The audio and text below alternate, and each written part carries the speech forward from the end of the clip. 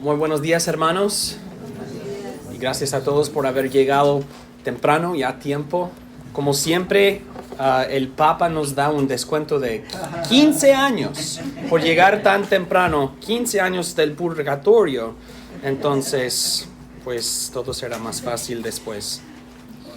Por favor, abran sus Biblias conmigo a 1 de Samuel, capítulo 13. El domingo pasado vimos que Samuel había, más o menos, por así decirlo, se había jubilado de su posición como un juez en el reino de Israel.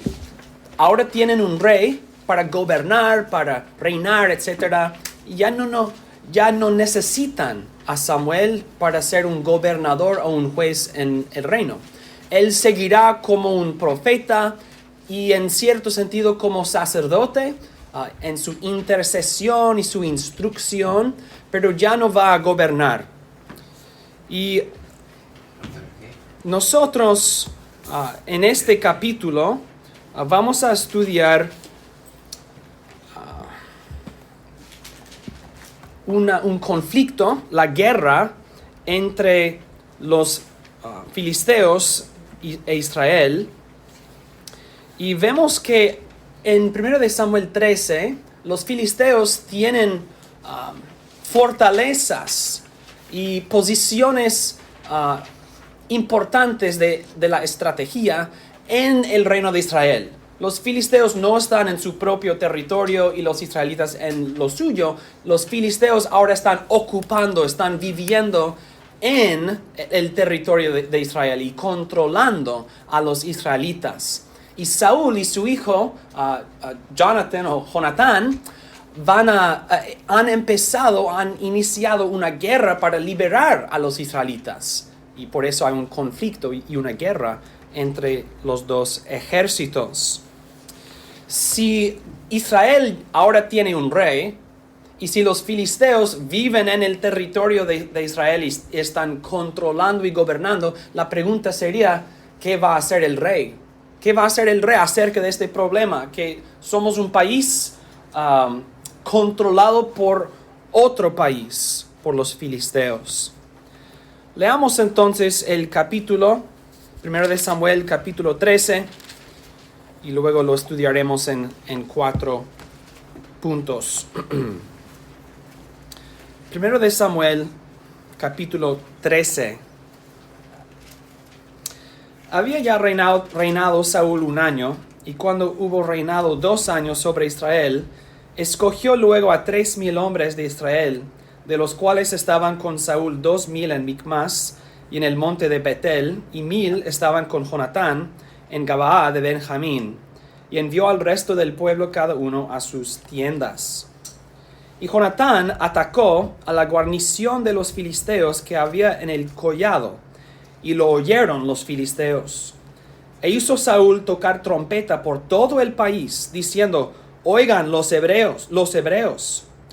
Y todo Israel oyó que se decía, Saúl ha atacado a la guarnición de los filisteos. Y también que Israel se había hecho abominable a los filisteos. Y se juntó el pueblo en pos de Saúl en Gilgal. Entonces los filisteos se juntaron para pelear contra Israel, 30,000 carros, 6,000 hombres de a caballo, y pueblo numeroso como la arena que está a la orilla del mar. Y subieron y acamparon en Micmas, al oriente de Bet-Aven. Cuando los hombres de Israel vieron que estaban en estrecho, porque el pueblo estaba en aprieto, se escondieron en cuevas, en fosos, en peñascos, en rocas y en cisternas. Y algunos de los hebreos pasaron el Jordán a la tierra de Gad y de Galaad, pero Saúl permanecía aún en Gilgal, y todo el pueblo iba tras él temblando. Y él esperó 7 días, conforme al plazo que Samuel había dicho. Pero Samuel no venía a Gilgal, y el pueblo se le desertaba. Entonces dijo Saúl, traedme holocausto y ofrendas de paz. Y ofreció el holocausto. Y cuando él acababa de ofrecer el holocausto, he aquí Samuel que venía. Y Saúl salió a recibirle para saludarle. Entonces Samuel dijo: ¿qué has hecho? Y Saúl respondió: porque vi que el pueblo se me desertaba, y que tú no venías dentro del plazo señalado, y que los filisteos estaban reunidos en Micmas. Me dije: ahora descenderán los filisteos contra mí a Gilgal, y no he implorado el favor de Jehová. Me esforcé, pues, y ofrecí holocausto. Entonces Samuel dijo a Saúl: locamente has hecho. No guardaste el mandamiento de Jehová tu Dios que él te había ordenado. Pues ahora Jehová hubiera confirmado tu reino sobre Israel para siempre. Mas ahora tu reino no será duradero. Jehová se ha buscado un varón conforme a su corazón, al cual Jehová ha designado para que sea príncipe sobre su pueblo, por cuanto tú no has guardado lo que Jehová te mandó. Y levantándose Samuel, subió de Gilgal a Gabaa de Benjamín. Y Saúl contó la gente que se hallaba con él, como 600 hombres. Saúl pues y Jonatán su hijo y el pueblo que con ellos se hallaba, se quedaron en Gabaa de Benjamín, pero los filisteos habían acampado en Micmas. Y salieron merodeadores del campamento de los filisteos en 3 escuadrones. Un escuadrón marchaba por el camino de Ofra hacia la tierra de Sual, otro escuadrón marchaba hacia Betorón, y el tercer escuadrón marchaba hacia la región que mira al valle de Zeboim, hacia el desierto. Y en toda la tierra de Israel no se hallaba herrero, porque los filisteos habían dicho: para que los hebreos no hagan espada o lanza. Por lo cual todos los de Israel tenían que descender a los filisteos para afilar cada uno la reja de su arado, su azadón, su hacha o su hoz. Y el precio era un pim por las rejas de arado y por los azadones, y la tercera parte de un siclo por afilar las hachas y por componer las aguijadas. Así aconteció que en el día de la batalla no se halló espada ni lanza en mano de ninguno del pueblo que estaba con Saúl y con Jonatán, excepto Saúl y Jonatán su hijo, que las tenían. Y la guarnición de los filisteos avanzó hasta el paso de Micmas.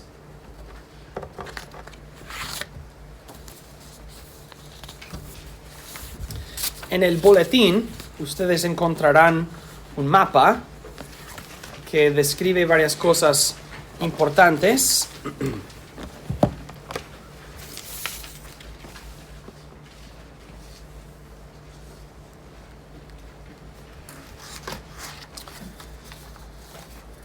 Y noten la geografía de la narrativa.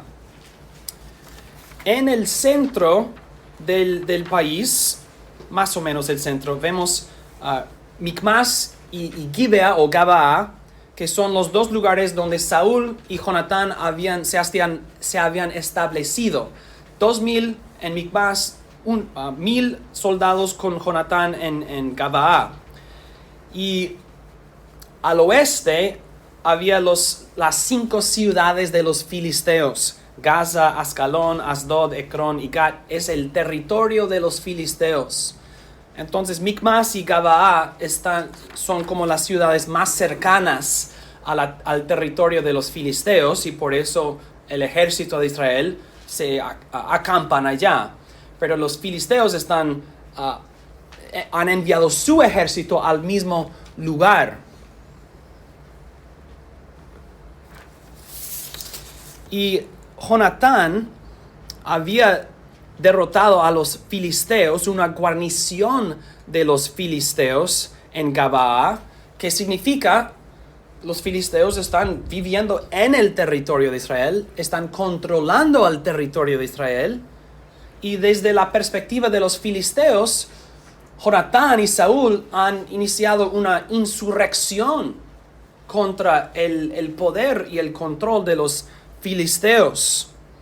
Los filisteos dicen: nosotros gobernamos al territorio de Israel, pero ahora están rebelándose contra nosotros.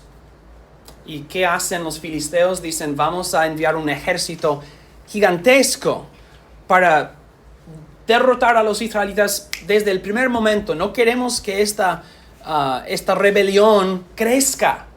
Queremos matarlos inmediatamente.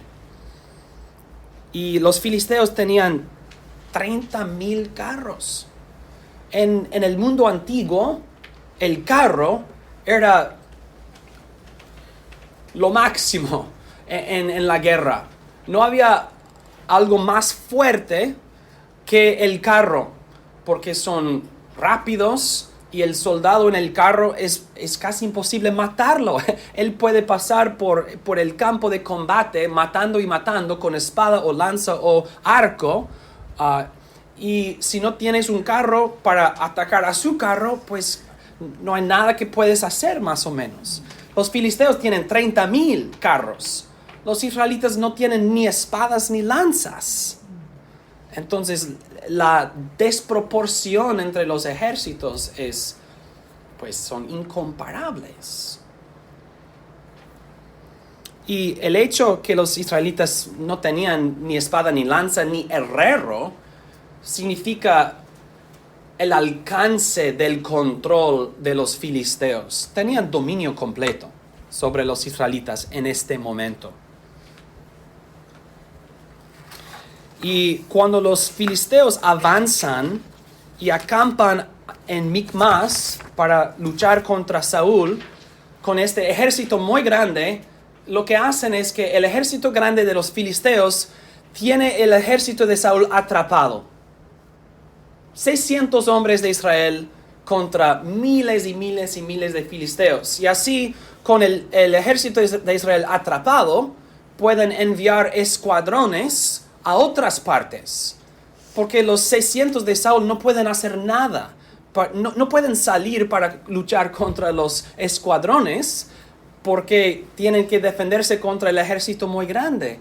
En inglés diríamos que esto es un stranglehold. Los filisteos los tienen por el cuello, no pueden escapar entre la espada y la pared. Los israelitas no tienen por dónde escapar, y los filisteos están libres para enviar escuadrones por aquí, por allá, por otra.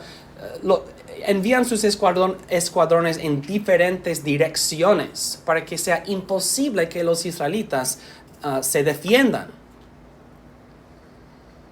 Desde la perspectiva de los hombres, los israelitas no tienen esperanza, no tienen ni la posibilidad de escapar de esta situación. Y la narrativa continúa en capítulo 14, que estudiaremos el siguiente domingo. Pero por ahora vamos a concentrarnos en este capítulo. Y hay 4 puntos que quiero que estudiemos en este texto. Primero de Samuel 13 y 4 puntos que provienen de la palabra de Dios aquí. Consideren conmigo 4 cosas. Número 1, la religión verdadera se basa en y se sujeta a la palabra de Dios. La religión verdadera se basa en la palabra de Dios y se sujeta a la palabra de Dios. Hay muchas religiones en el mundo y hay muchas personas que piensan y hacen cosas religiosas. Pero estas cosas podemos decir que es religión, pero no es religión verdadera. Son los pensamientos y las imaginaciones de los hombres, o provienen de la imaginación del hombre. En este capítulo vemos que Saúl decide que él va a adorar a Dios en su propia manera, según sus propios pensamientos y decisiones. Saúl no es un levita, es del tribu de Benjamín, pero él decide, yo voy a ofrecer el sacrificio. No soy levita, soy del tribu de Benjamín, pero si yo quiero hacerlo, yo voy a hacerlo. Y Saúl ofrece el holocausto y las ofrendas de paz. Samuel le había dicho que debe esperar, y Samuel ofrecerá el sacrificio o los sacrificios. Pero Saúl dice, no, yo lo voy a hacer. Yo voy a hacerlo. Según mis propios pensamientos y sentimientos. Y Saúl intenta explicarse y excusarse. Él ofrece varias razones a Samuel. El pueblo desertaba y tú no llegaste, y etcétera, etcétera. Dice Saúl, yo quería ofrecer, yo quería, ¿cómo lo dice? Pedir la misericordia de Dios o...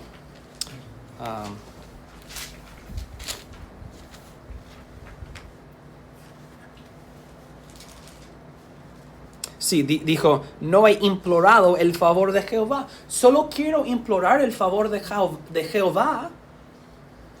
Pero las buenas intenciones no justifican la desobediencia. Las buenas intenciones no justifican nada en la adoración de Dios. Y las circunstancias difíciles tampoco justifican que nosotros adoremos a Dios según nuestras propias decisiones. Saúl ofrece buenas intenciones, yo quería implorar el favor de Jehová, y circunstancias difíciles, el pueblo desertaba, etcétera, etcétera. Estas cosas no justifican, ni explican, ni excusan que nosotros adoremos a Dios como queremos. ¿Cómo aplica esto a nosotros? Pues la religión verdadera se basa en y se sujeta a la palabra de Dios. Si Dios dice por Samuel que esperes y que esperes y que esperes, entonces Saúl debió haber esperado. Y en nuestro contexto, esto nos recuerda de la necesidad de la adoración reformada. La adoración reformada. Y cuando digo la adoración reformada, me refiero a que en la Reforma Protestante, los reformadores querían purificar la adoración de la iglesia de todas las tradiciones no bíblicas de la iglesia católica.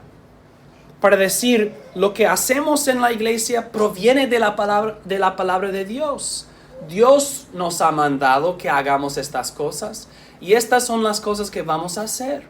Y no vamos a hacer las otras cosas. Porque la iglesia católica había añadido muchas obligaciones y ritos y ceremonias en la adoración de la iglesia. No solamente como circunstancias de la adoración, sino como ritos religiosos que uno tiene que hacer. Y si uno no los hace, habrá consecuencias. Y nosotros debemos estar contentos o tener paz en la conciencia que estamos adorando a Dios según su palabra y no en otra manera. Y como una iglesia, hay una obligación de parte de los ancianos de dirigir al pueblo según la palabra de Dios. Y no poner a ustedes en la posición de pensar, ¿debemos hacer esto? Queremos que los santos vengan y se sienten cómodos sin tener que pensar acerca de, ¿es lícito lo que estamos haciendo? No, queremos que todos tengan confianza en la adoración. Y si es la adoración reformada, es decir, basada en la palabra de Dios, sujeta a la palabra de Dios, sí, vamos a estar contentos y confiados en nuestra adoración. Pero quizás aún más aplicable es esto. Esto nos recuerda de la invalidez de la religión privada. La invalidez de la religión privada.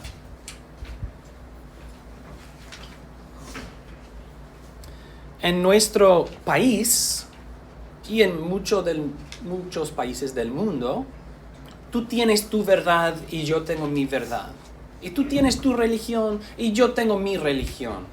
Y todos son iguales. Y si tú te sientes que Dios está presente en lo que tú estás haciendo, qué bueno para ti. Y yo también creo que Dios está presente en lo que yo estoy haciendo. Y mi religión es privada. Esta es mi religión. Tú tienes la tuya y esta es la mía. Es mi religión y es privada. No puedes decirme que lo que yo estoy experimentando o haciendo es inválido porque tú tienes la tuya y yo la mía. La religión privada. Pero la religión verdadera no es una religión privada. Dios es el creador de todos y Dios ha establecido su adoración o la manera en que Él debe ser adorado. Y esto aplica a todos. Todos los que adoran a Dios deben adorar a Dios en la misma manera. No, la religión, cada cristiano tiene una relación personal con Dios, sí. Pero no de tal forma que cada persona haga lo que quiera según sus propios deseos o preferencias. La religión privada. Sí, pero y muchas personas han dicho, no, yo no asisto a la iglesia porque yo siento que Dios está conmigo en la playa, o en el bosque, o en las montañas, o en no sé qué, en el campo de fútbol, o en un club de hombres, o en una, no sé dónde. Cada persona dirá, yo me siento que Dios está con nosotros en tal cosa. Y lo que quieren decir realmente es que a mí me gusta esta cosa y voy a decir que Dios está presente para justificar lo que estoy haciendo. Pero la religión privada es inválida. El hombre no decide dónde está Dios y cómo adorar a Dios. Dios establece esto y lo ha establecido para todo el mundo. Lo necesario es la palabra de Dios. La religión verdadera y la adoración pura provienen de la palabra de Dios y dependen de la palabra de Dios. Si dices Dios está conmigo en tal cosa, ¿cómo sabes? ¿Son tus sentimientos? Todo el mundo tiene sentimientos así, pero no son legítimos ni válidos. Lo que determina si Dios está presente es si su palabra está presente. Y hay muchas iglesias que tienen programas y se ven como iglesias, pero la palabra de Dios no está presente.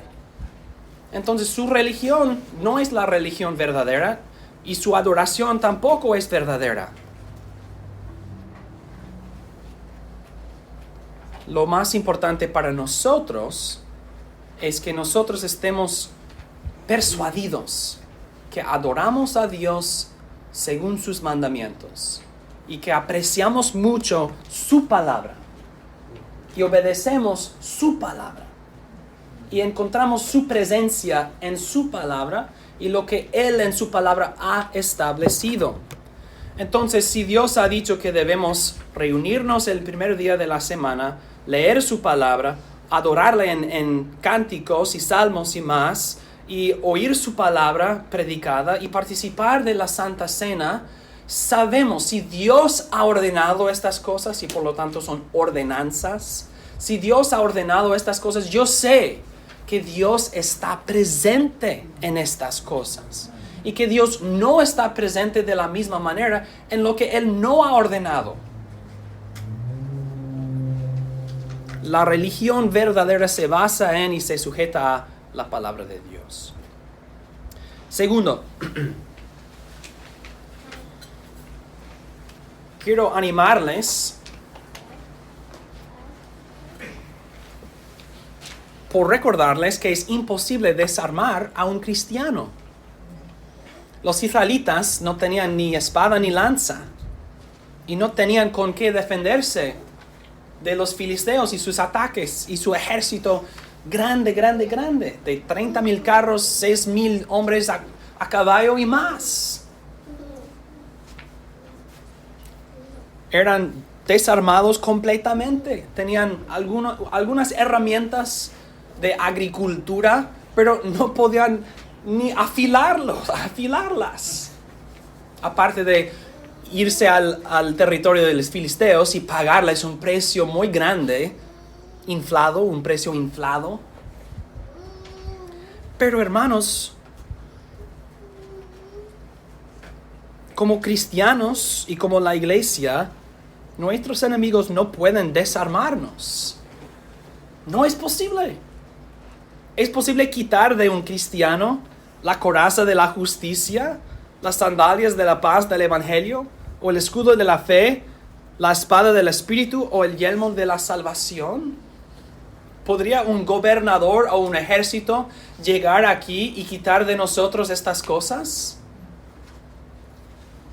No, no es posible. Y hermanos, cuando tenemos las armas que necesitamos, esto nos da valentía.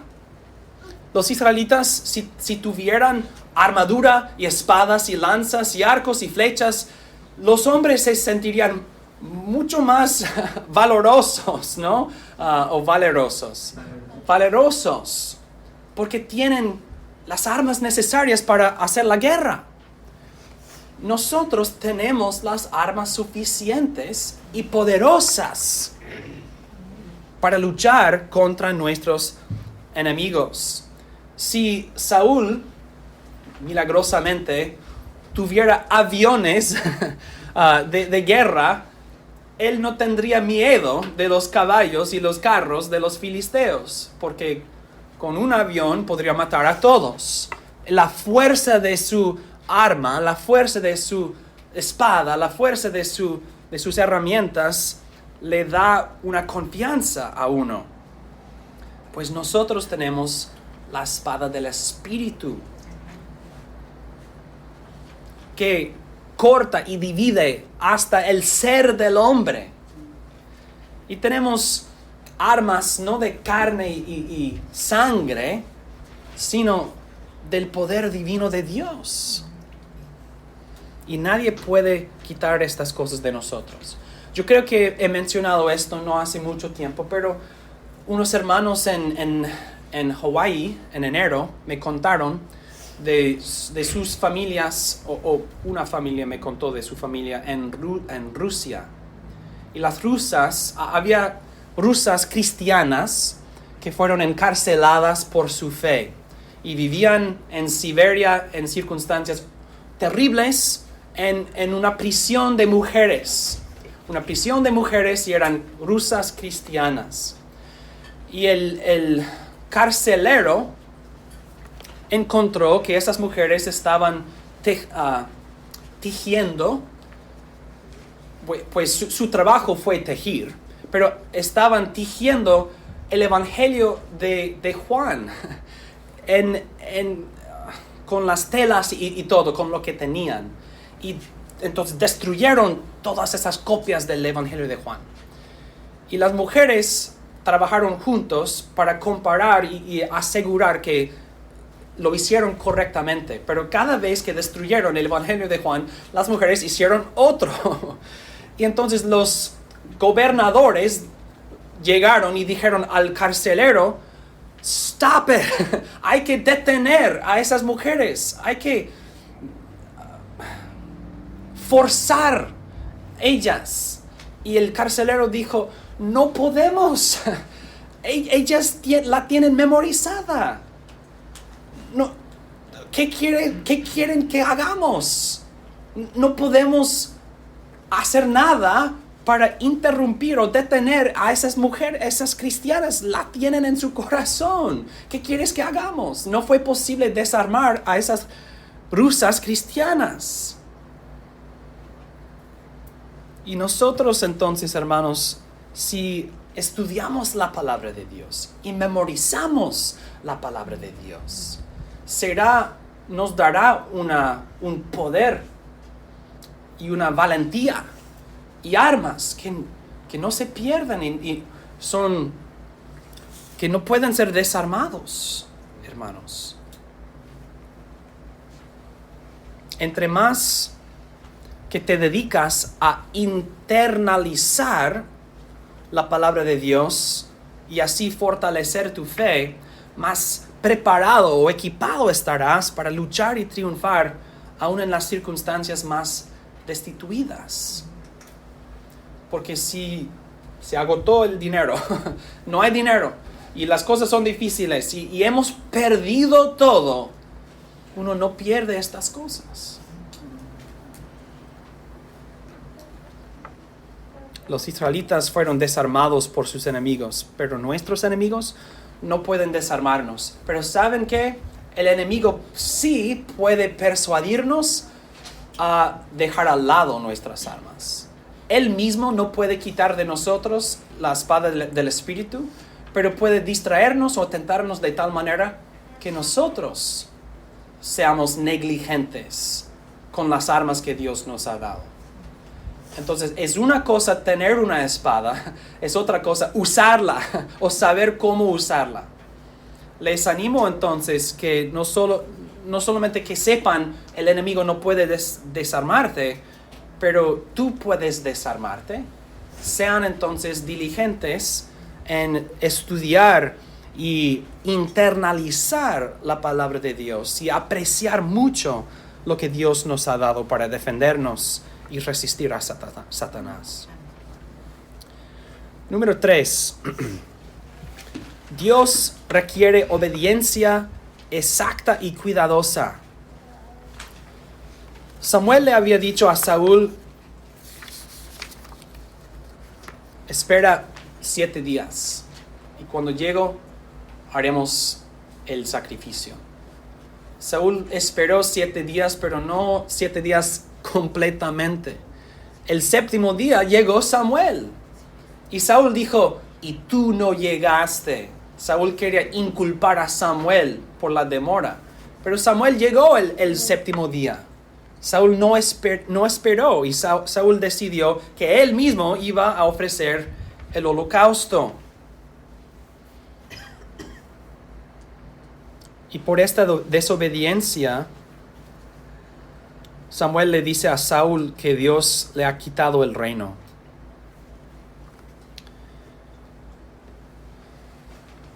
En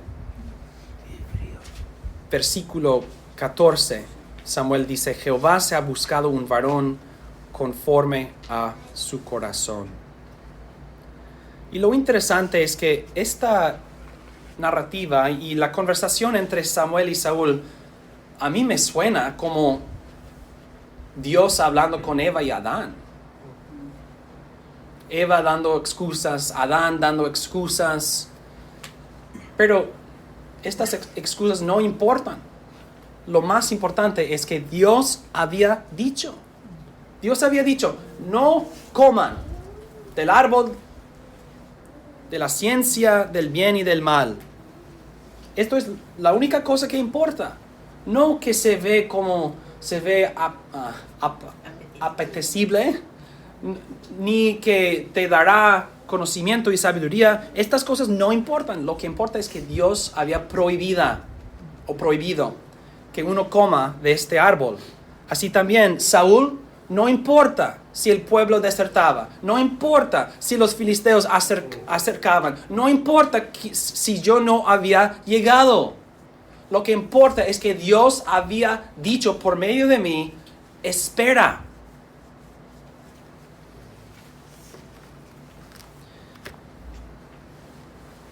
Y yo dije el domingo pasado que con Saúl empezamos a ver el principio del concepto y el vocabulario del ungido de Dios, el Mesías de Dios. Y también dije que esto nos apunta al Señor Jesucristo. Y esto sucede por los fracasos de los reyes. Cuando los reyes pecan y fallan, uno piensa: ¿quién será el rey fiel? Y aquí Samuel dice: Jehová se ha buscado un varón conforme a su corazón. La pregunta entonces es: ¿quién será el hombre conforme al corazón de Dios? ¿Quién será el hombre conforme al corazón de Dios? Si tú piensas David, sí, pero aún él no es perfecto. Él también fallará.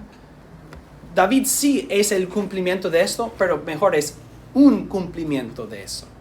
¿Quién es el cumplimiento final? Nosotros sabemos, el hombre según el corazón de Dios o conforme al corazón de Dios es el Señor Jesucristo, cuyo reino será establecido y permanecerá para siempre. Pero para concluir este punto, quiero que nosotros aprendamos que un error común es el de enfocarnos más en el mandamiento y todos sus detalles y menos en quién lo mandó. Seremos más obedientes y más cuidadosos en nuestra obediencia cuando hemos puesto nuestros ojos y fijado nuestro corazón en el Señor Jesucristo. Me refiero a esto. Como ya dije, no importa todos los detalles y todas las circunstancias, Saúl o Adán y Eva. Lo que importa es que Dios había mandado. Y si amas a Dios, todos los detalles del mandamiento son importantes para ti. Pero lo más importante es que Dios había mandado. Él quien manda es más importante que los detalles del mandamiento.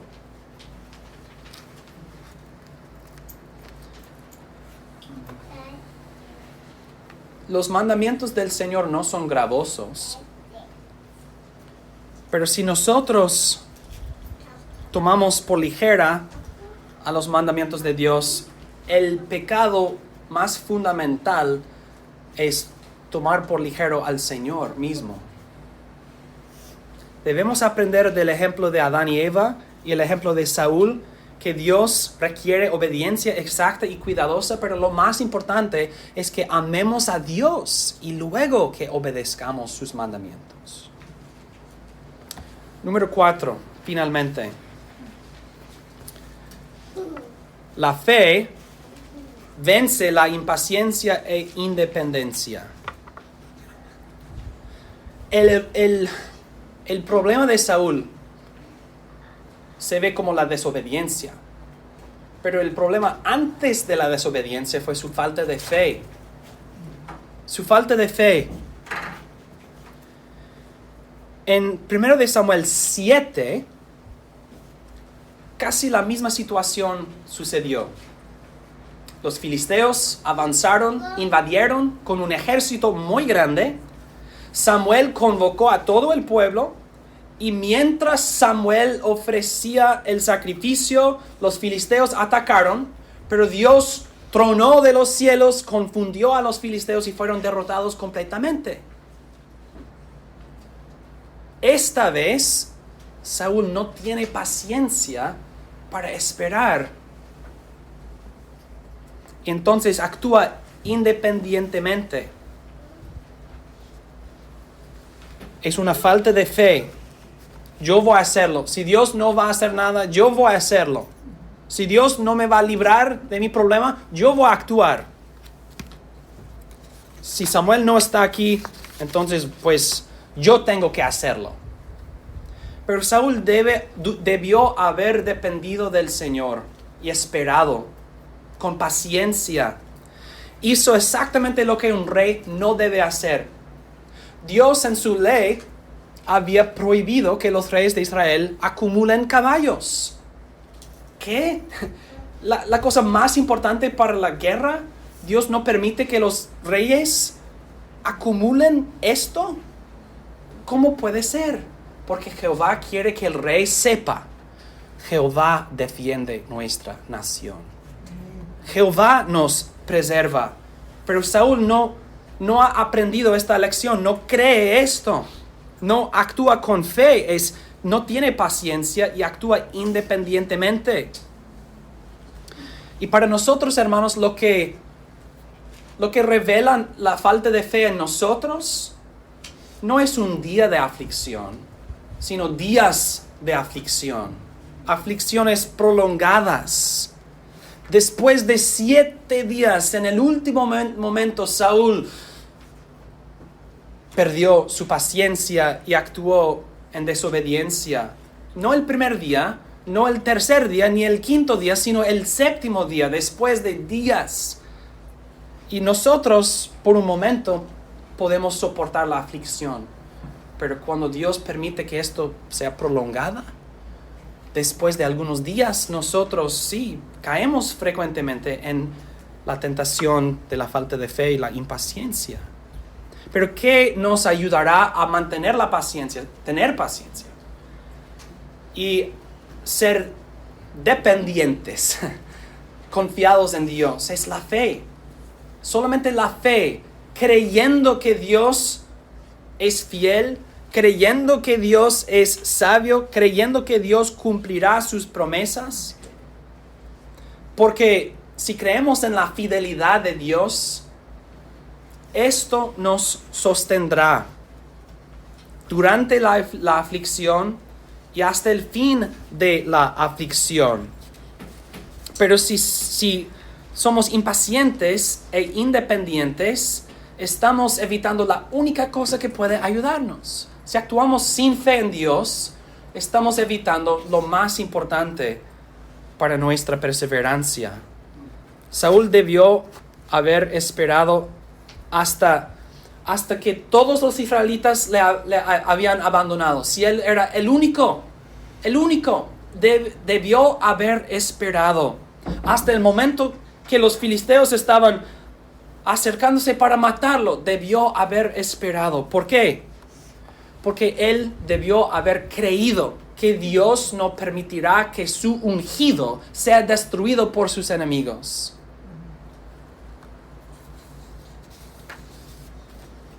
Y si Saúl había esperado hasta que los filisteos estaban al punto de matarlo,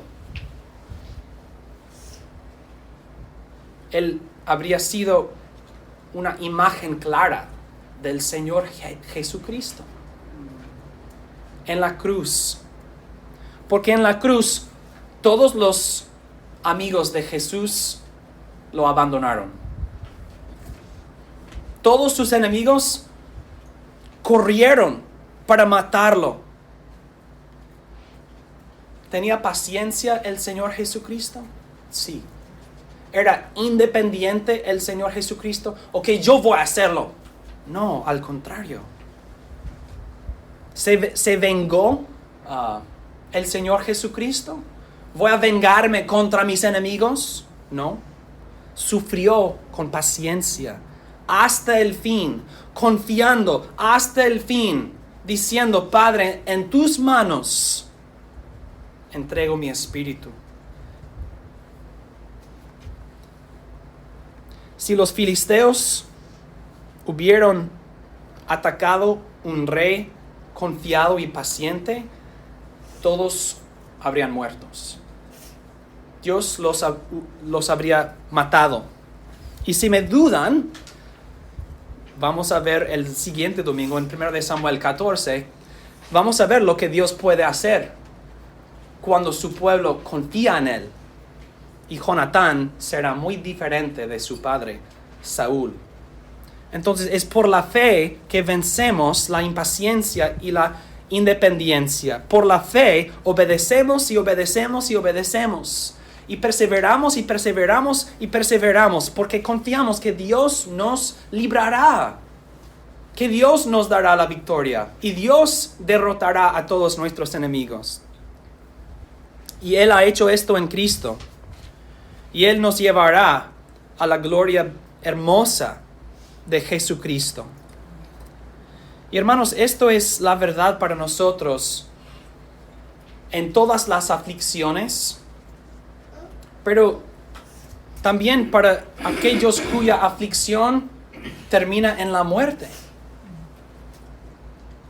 Si nuestra aflicción nos dirige a la puerta de la muerte, es por la fe que tenemos paciencia y dependemos del Señor hasta el momento final de la vida, porque sabemos y creemos y confiamos que nuestra muerte no es una derrota.